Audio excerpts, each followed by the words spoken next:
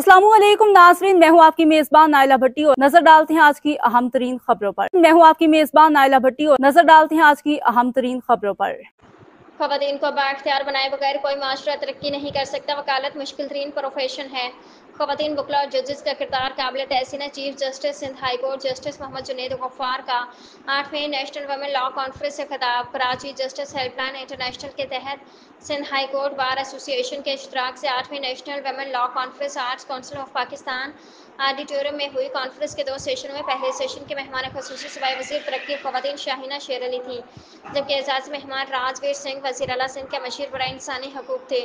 उन्होंने फीता काट कर कॉन्फ्रेंस का आगाज़ किया। अपने ख़िताब में सूबाई वज़ीर शाहीना वज़ीर अली ने अपनी वज़ारत की तरजीहात पर रोशनी डाली और ख़वातीन की फ़लाह बहबूद और इम्तियाज़ी कवानीन के ख़ात्मे के लिए जस्टिस हेल्पलाइन से सिफारिशात तलब कर ली। कॉन्फ्रेंस के मेज़बान और कॉन्फ्रेंस के रूह रवां सीनियर एडवोकेट नदीम शेख ने कॉन्फ्रेंस के अगराज़ व मकासद पर रोशनी डाली और ऑर्गेनाइज़ फरीदा मंगरियों ने पासनामा पेश किया।